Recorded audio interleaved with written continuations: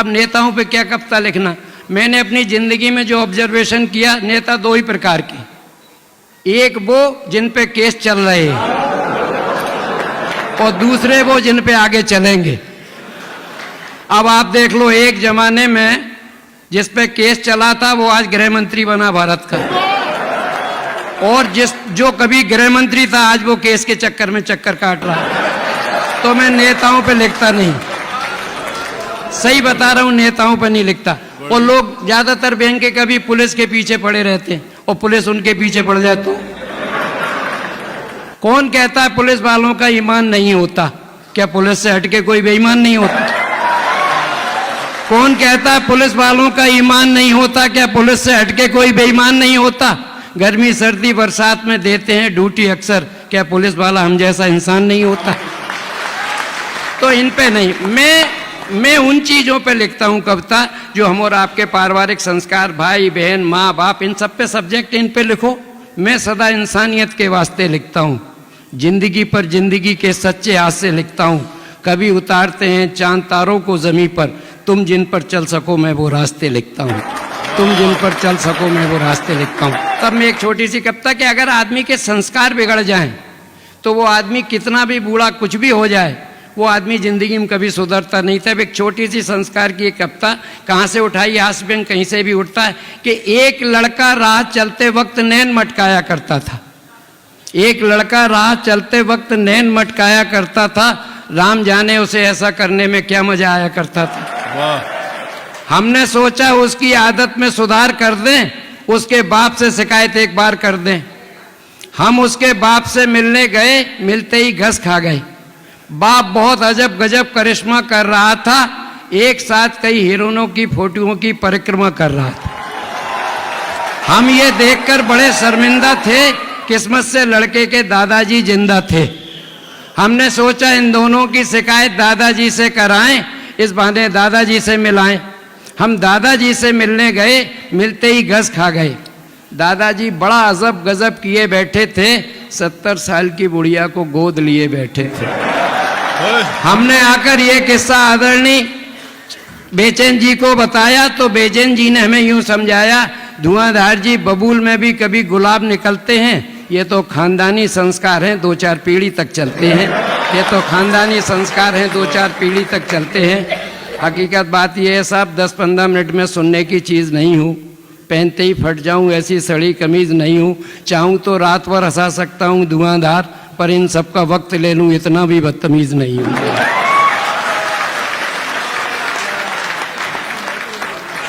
मैं जिंदगी में 30, 35, 40 साल से कविता पढ़ रहा हूँ, मैं मंच पे नहीं आ पाया।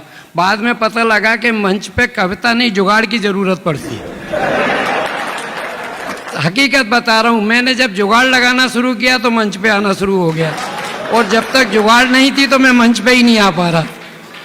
तब मैं ये बात करता हूं कि पैरों तले जमीन नहीं बात करता है पहाड़ से, पैरों तले जमीन नहीं बात करता है पहाड़ से, सिपाही दरोगा पे अकड़ रहा है एसपी की आड़ से, सिपाही दरोगा पे अकड़ रहा है एसपी की आड़ से।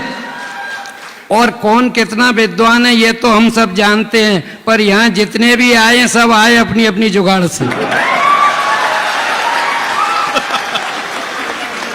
मैं बिल्कुल सच बता रहा हूं, हकीकत बता रहा हूं। जो बहुत अच्छे कवि हैं वो घरों में बैठे, जो बहुत अच्छा लिख रहे हैं, जिनने बड़े बड़े काव्य महाकाव्य लिखे, सब घरों में बैठे। और ये मंची जो है ना, इनके लिए ये 4 पंक्तियां कि मंची कवियों की एक सी नौटंकी है, उछाल में कोई भालू तो कोई मंकी है। मंची कवियों की एक सी नौटंकी है, उछाल में कोई भालू तो कोई मंकी है, जो जहां जम जाए धक जाए वही धुआंधार। कविता ना इनकी डंकी है ना कविता मेरी डंकी है।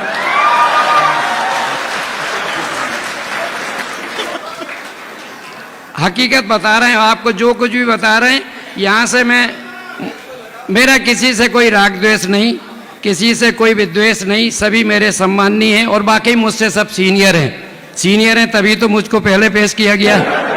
बस फर्क सिर्फ इतना है कि इनको मान्यता मिल गई है, मैं मान्यता लेने के लिए फिर रहा हूं। ये सब स्थापित कवि है, मैं विस्थापित कवि, इतना अंतर है, बाकी ज्यादा कुछ नहीं है। लेकिन एक मेरा निवेदन है कि इन सबको दिमाग से हटाओगे तो आप मेरे को सुन पाओ। क्योंकि कई बार होता है कोई बड़ा कवि बैठा होता है, हमें उन तक पहुंचना है, उन तक पहुंच, अरे तो उन तक पहुंचना तो फिर हम तक क्यों बुलाया?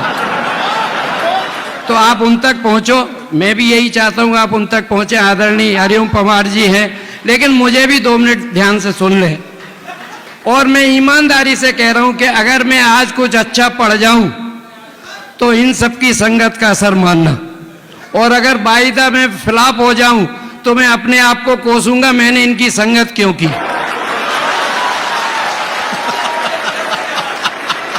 मैं सच बता रहा हूं, बिल्कुल ईमानदारी की बात बता रहा हूं। जिंदाबाद जिंदाबाद। मैं बिल्कुल सच बता रहा हूं।